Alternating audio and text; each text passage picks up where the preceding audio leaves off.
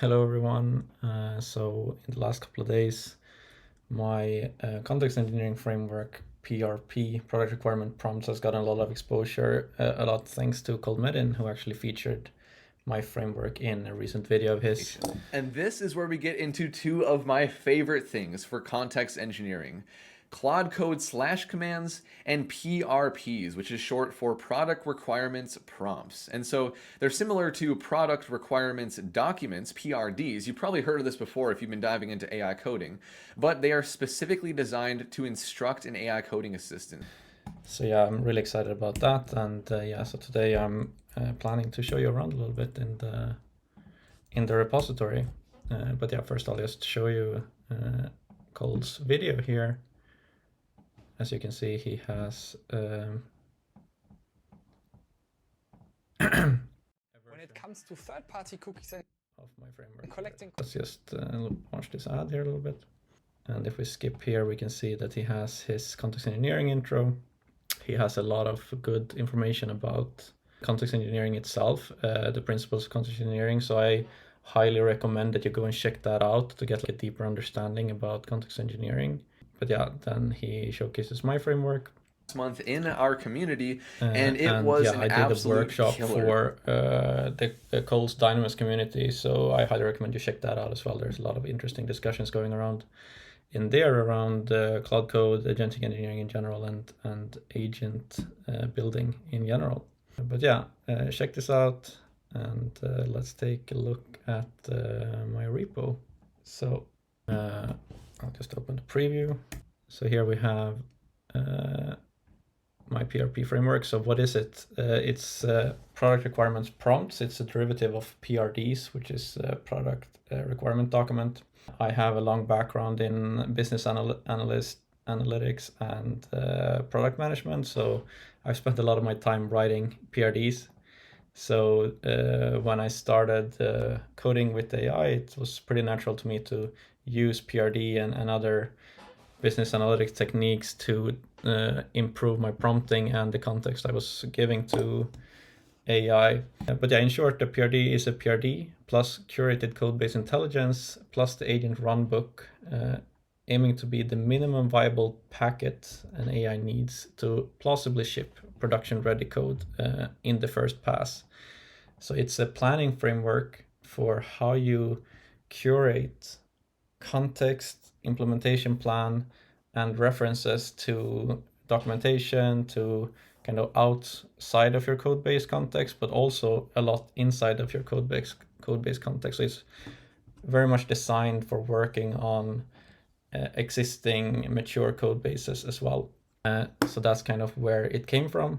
That's what I needed. That was my use case. I needed something that could work on existing code bases. So that's why this was created in the first place. I've been working on this and I've had several versions of this before this one. So I started in the summer of 2024.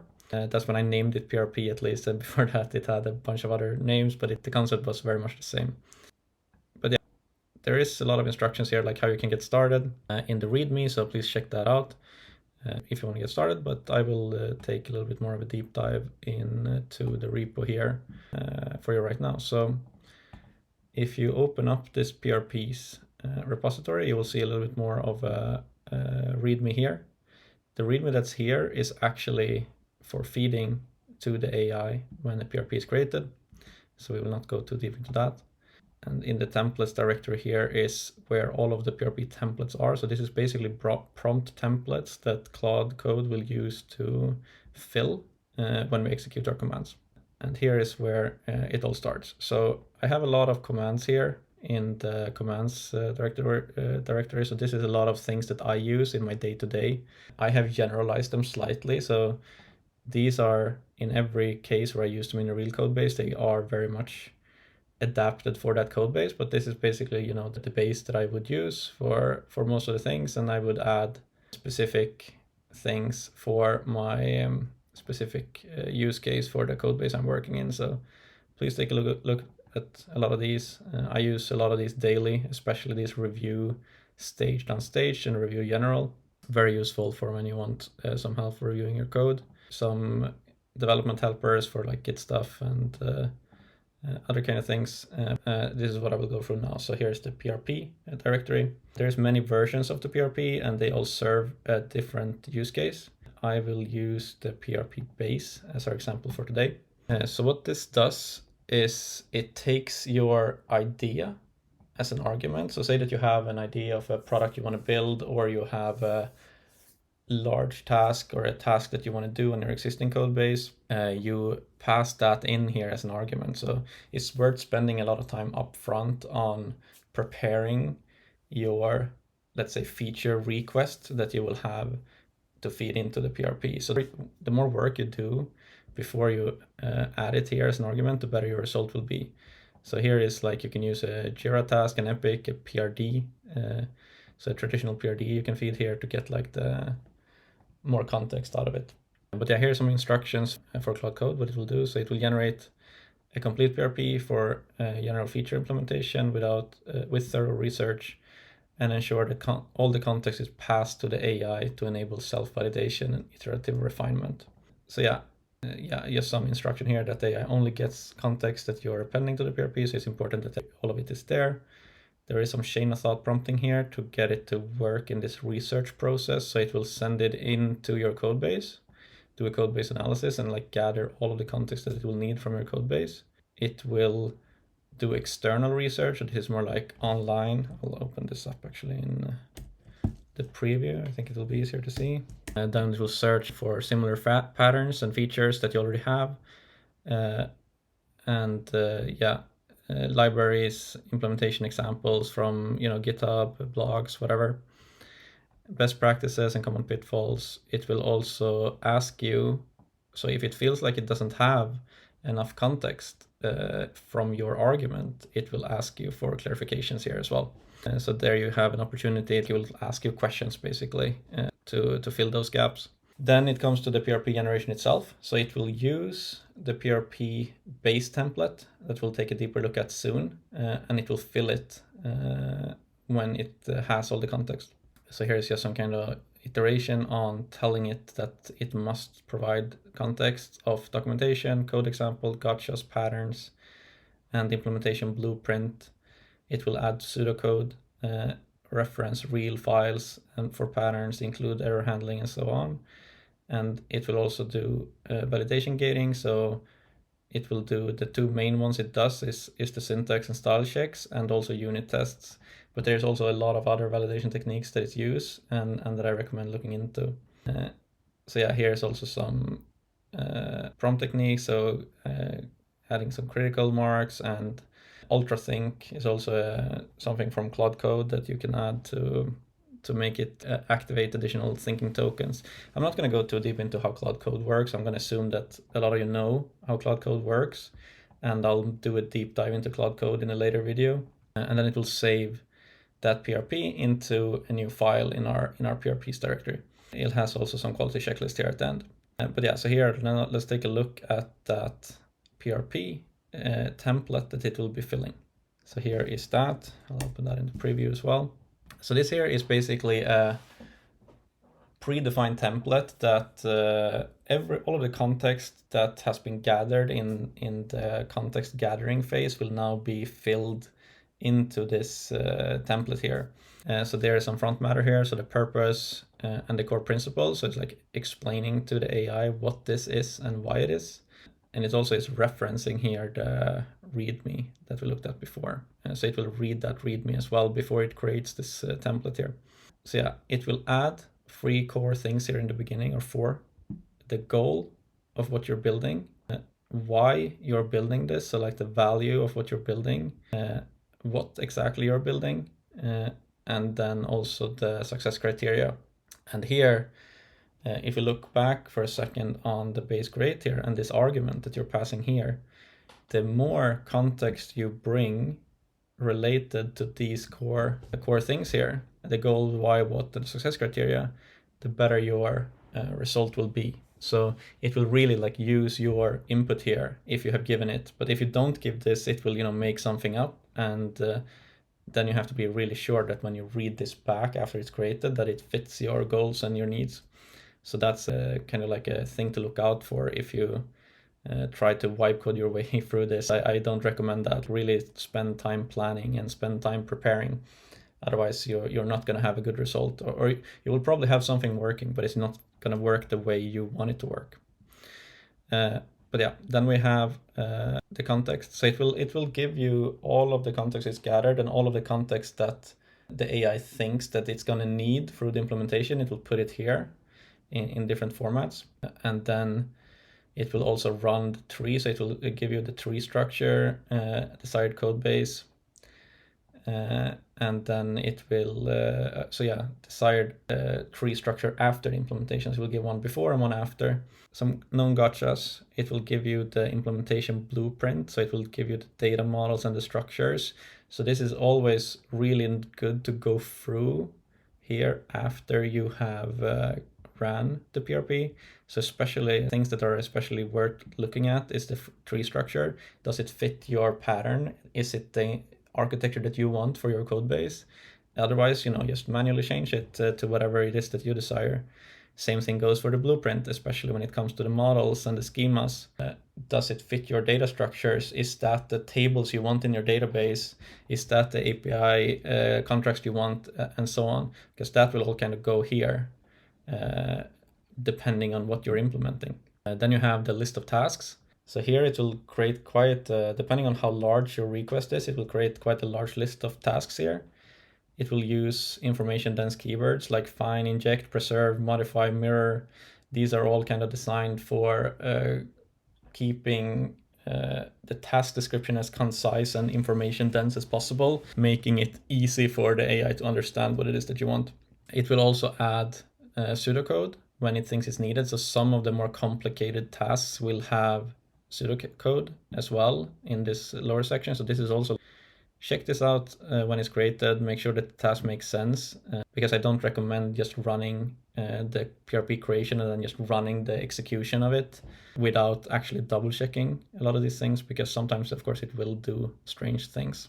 It will give you the integration points as well. So this is also like a very important part where you need to kind of look into what it has created, make sure that sometimes you have to not do any change at all. Sometimes you have to change an entire route or another entire migration file.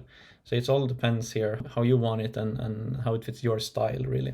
Here we come to a really important part now, which is the validation itself. This is like, there's a few core principles of a PRP. It's the context, of course, but one is also the validation. So you want to make the AI run in loops until it has self-validated that what it has built is working. So that's really what this is about. And the more ways you can create for your AI to validate its work, the better your result is going to be, especially with tools like Claude Code and Gemeni CLI and the Codex, which is what this is built for. It's like purposely built for those CLI tools. It will work in Cursor and Windsurf, but it will just be worse because Cursor and Windsurf are worse. In that sense, there's more cost optimization built on top of the models that makes this run like less autonomously. But yeah, so linters, checks, then you have the unit tests, which is like an easy, so these are like the two easy ways to do it, unit testing and linting. And here you can also set up your own rules in the linters and so on, which will help a lot. But yeah, make sure that they all pass, and it will run until tests pass and until linters pass.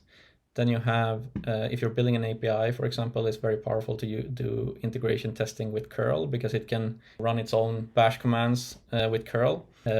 Some extra tips here that you can do, say that if you're doing a task that includes like some deployment or deployment setup or Docker, use MCP servers. You can easily set up, I use DigitalOcean a lot, so I use the DigitalOcean MCP and the Docker MCP.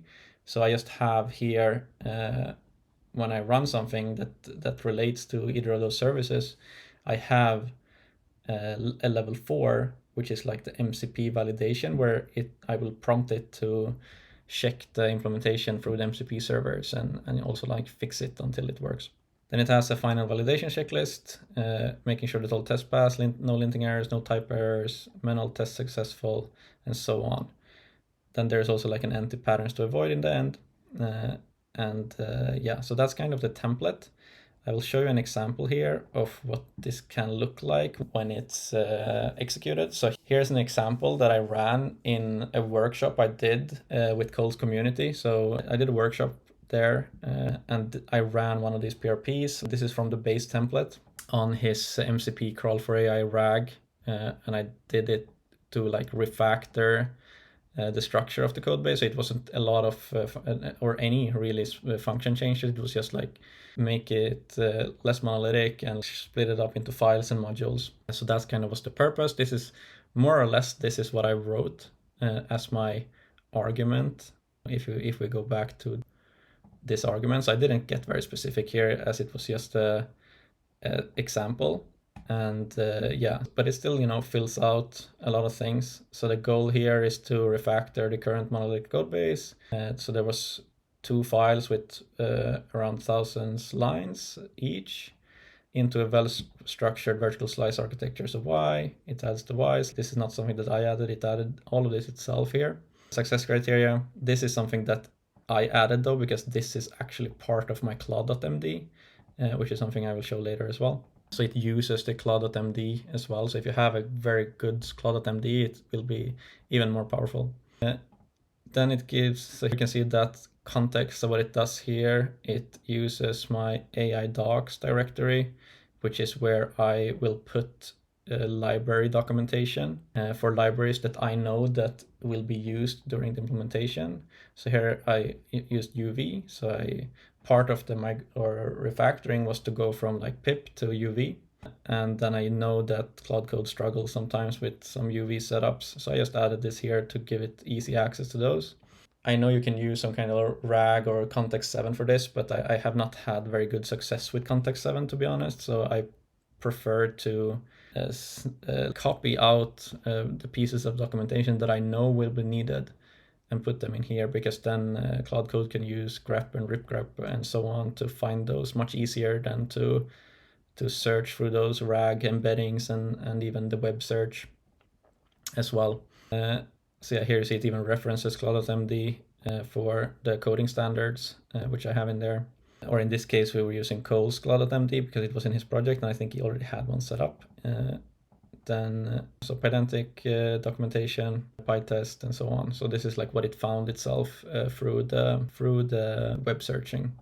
And yeah, here was so the refactoring plan was in a markdown file here as well. So it like basically had this sentence more or less. Then we have the tree structure. So there is like the tree structure that was before the refactoring, and here's the tree structure that it had after the refactoring. So it did quite an extensive modularization here.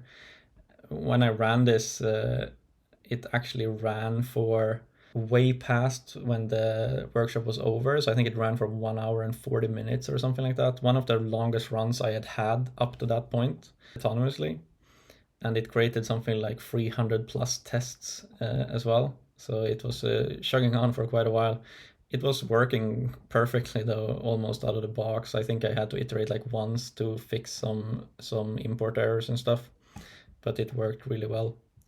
There is actually a PR on Cole's repository. So if you go to Cole's repository, you can see that PR that was created based on this run here. And yeah, so it gives, you know, the models, the tasks. So here's like the task list, quite a long one here. Pseudocode it didn't add here because it didn't need to, but then it had, or some actually had pseudocode here, I guess. But yeah, it kind of decides itself where it needs pseudocode and where it doesn't. Integration points, the validation loops. So here it was using unit tests, linting. Let's see if it used something else. So yeah, integration, just making sure that it ran. So yeah, no like advanced validation gating here. Also, one thing that I want to say about validation gating, like if you're building a front end, use something like Puppeteer or Playwright, because then you can use a level here. You can add level 4 or something, and you can say use the Puppeteer MCP tool or use the Playwright MCP tool to test end-to-end the user flow or whatever, click all the buttons, you know, all of that. And it will actually go and do that, open a browser, and it will click around and make sure that everything works, and it can read the console and stuff. And that's like a really, really powerful a self-validation loop that will ensure that everything works before it is done. But yeah, that's more or less it for the template. And then we have also, so when you have your PRP ready and when it's like written for you and you're happy, you have read through it and you're happy with the goals, what's the data models, the tree structure, everything, then you have the PRP base execute command. So this is what you run after the PRP is created. So I mean, I can show that just. So if you're not familiar with how you run the slash commands, you just do slash and then PRP, then I have base execute, and then I just pass the file. So I just do copy relative path and you just paste it in like that and you run it and it will take that into context. So yeah, I'll just close this out. Then we have the instructions that it has here. So yeah, implement the feature using a PRP file. Argument is a relative path to the file.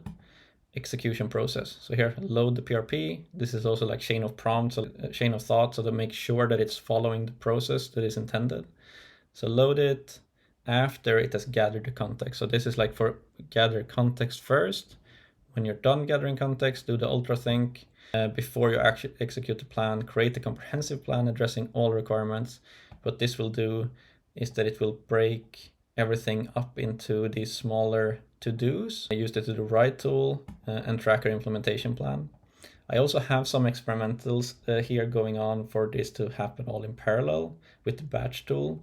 So if you are interested in that, you can look into this experimental folder here where you have like create base parallel, create planning parallel. All of these like are more or less some parallel prompting techniques here. So please check that out if you're interested. Execute the plan, validate, complete, and reference the PRP. So it's just to make sure that it can.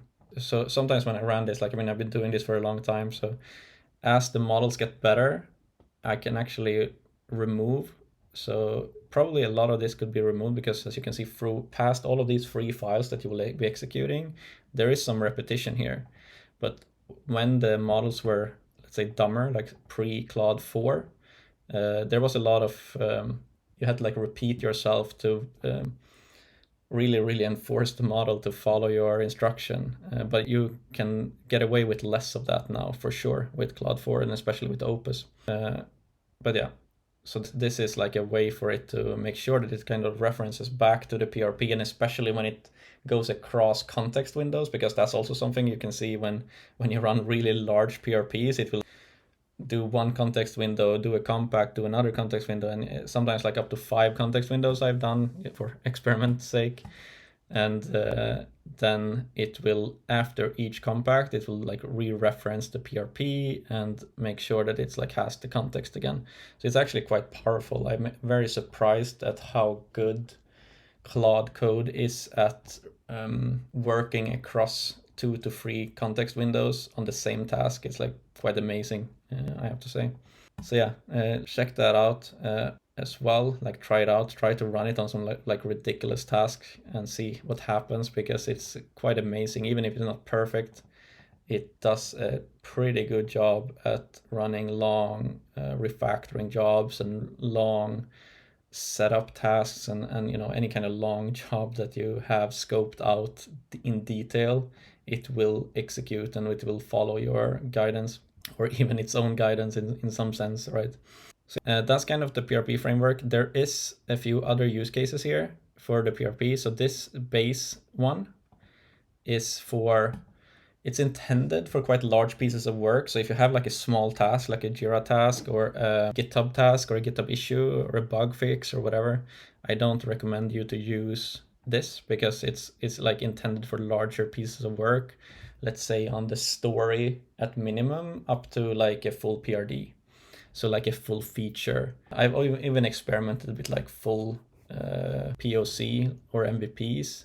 So it can do that too, but that's like more experimental stuff. You don't want to go full blown, right? You want to stay specific. But so then for that use case here, if you have like smaller pieces of work, you have the task.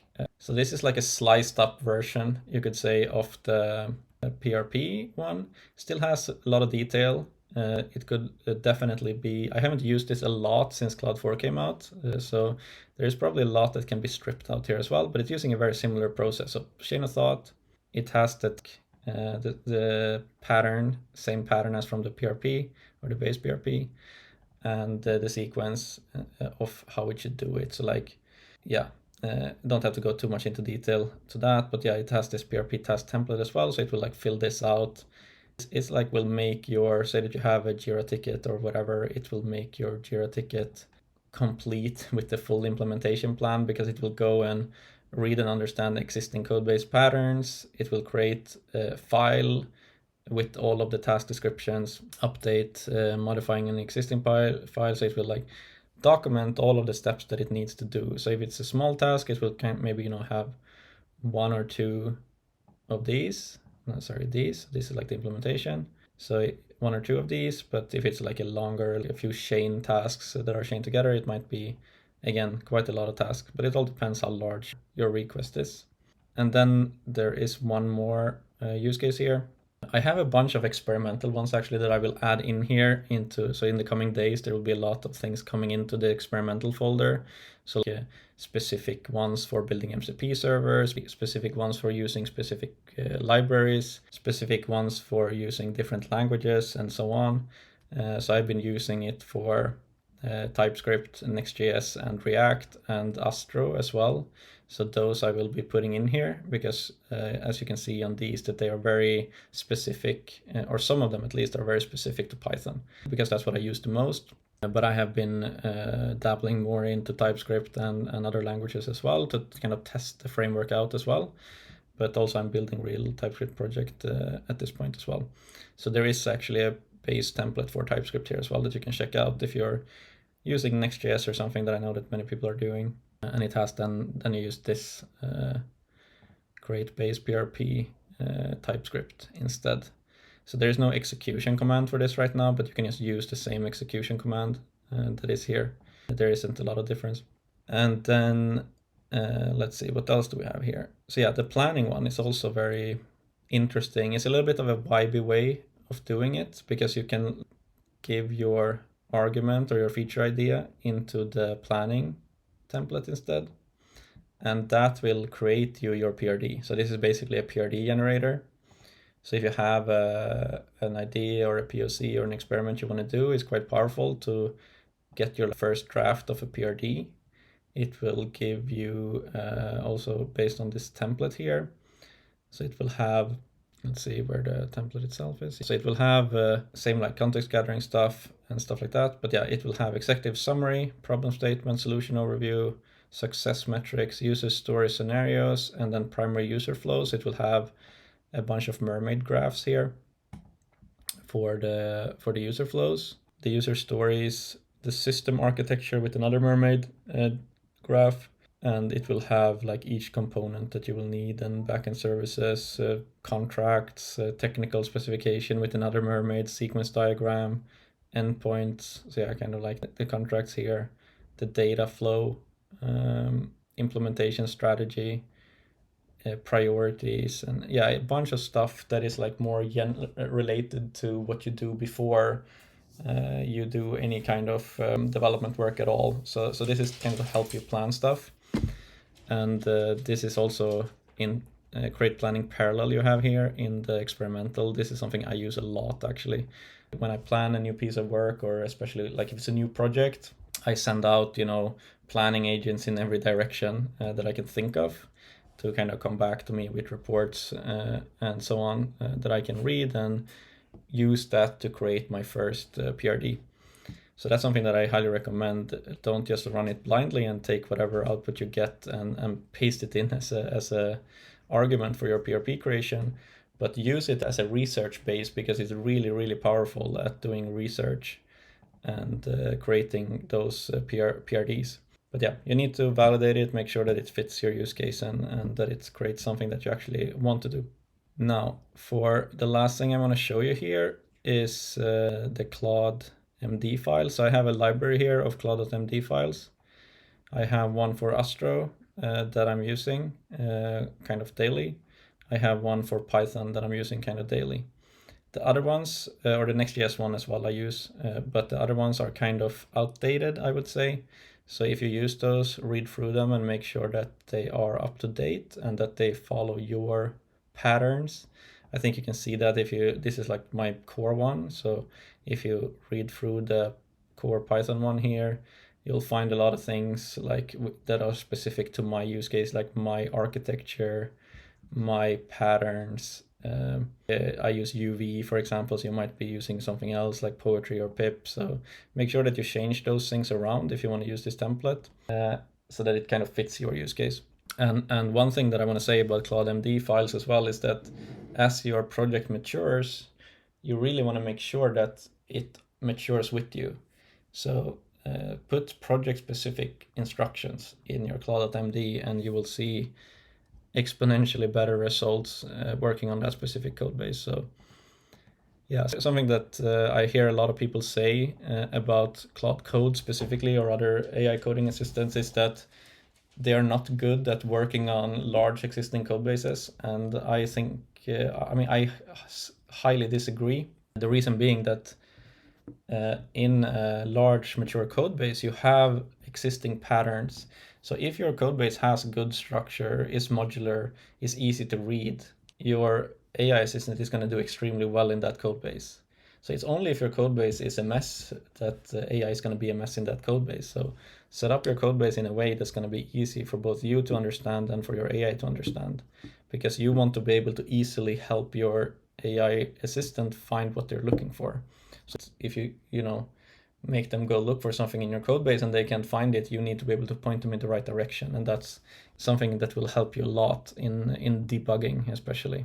So yeah, I think I don't really have anything more to go through. I have one thing here that I was thinking about maybe kicking off. So yeah, this is how I usually run things. I have my 4 windows of my Ghostly terminal here with 4 sessions. Then I usually have another, some other session here going in the, why can't I move? My window manager crashed, I guess. But yeah, so then I usually have like my core workflow running, my development workflow usually running in my IDE. I have just traded, actually I switched from Windsurf to Zed recently, but I have this project specifically I'm using in Windsurf because I have a lot of MCP servers and stuff set up that I've been using that I haven't set up yet in Zed. But yeah, so here I would just show you. And this here is a mature code base. It's quite a large code base on for a voice AI like agent. So there is like a good chunk of code in here. I don't even know, but a lot of code. And I'm planning to actually kick off one PRP here. So I'm just going to show you how I do that. Execute base PRP. I have my PRP prepared in my PRPs directory. It is called 11labs. So the whole idea is to integrate 11labs as one of my voice providers. I have already several voice providers in this code base. So one of the core things it's doing is that it's mirroring existing voice pipelines and it's just adding 11labs as another voice pipeline and adding it to my configuration for how I run it in the CLI, how I run it in the API and so on. So all I really have to do, I don't have to say anything, just execute. I have already prompted it through my PRP and research. And yeah, here you can, I'm not going to show you this PRP because there is some business secrets here that I cannot share. But yeah, you'll see some of the things that it kicks off here. It will go and yeah, start gathering the context. You see it's starting to read everything and start gathering that context for starting to execute things on the code base. So yeah, it will do quite a lot of research before it starts. And yeah, one thing that I also highly recommend you doing is that between the creation of the PRP and the execution of the PRP, you really want to use a new instance of Claude Code or at least the /clear command. Because if you do your planning and then execution in the same context window, for example, you will run out of context really quickly. But even a larger problem that I have seen and have had several times is that it will assume a lot of things because it thinks I have already done this research, so I don't have to do this again. And in that, a lot of hallucination is created actually. So always run it in a new clear instance of Claude Code when you do the execution. And you can see here that it's starting to work now. It has created its to-do lists and it's ready to start. So yeah, I'm gonna go back here and I'm gonna let that run, and because I think actually I'm gonna see, I need to, and I actually, so this is one thing that is also is a good example here, because this is something that it runs into quite a lot. So I'm gonna say do not edit by project tunnel, use UV add instead, and then I'm just gonna let it run here. But yeah, so that's about my PRP framework.